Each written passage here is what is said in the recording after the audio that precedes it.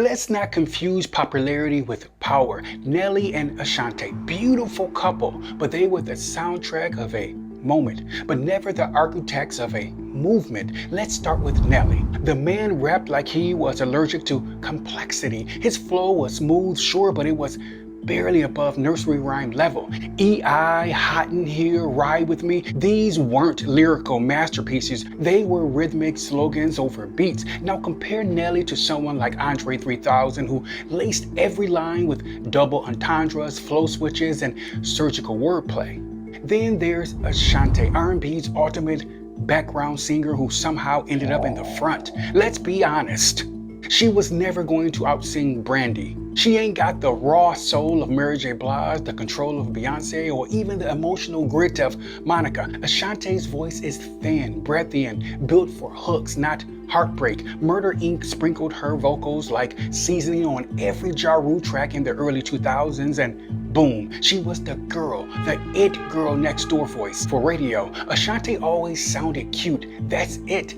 Cute. Great for harmonizing with Ja Rule's growl, but not strong enough to move a genre forward. Now don't get me wrong, both of them got hits, real hits. Nelly gave us Dilemma, Ride With Me, and Grills. Ashanti gave us Foolish and Baby, and a bunch of those Ja Rule debuts that made you feel like love was dramatic, messy, and lit. But hits don't always mean greatness. Vanilla Ice had a hit. That don't mean we carving statues in his honor. You want to talk about top 50 of all time? Nelly can't touch Jay-Z's catalog or Kanye's boundary-pushing production. And Ashanti, she's not even in a conversation when you line her up next to Alicia Keys, Toni Braxton, or even Aaliyah, who had half the time but 10 times the impact.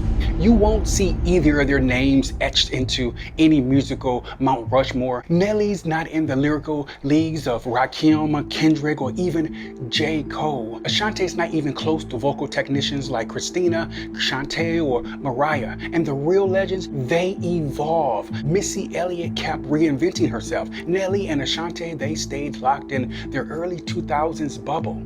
Y'all, and this isn't a teardown, these are just facts.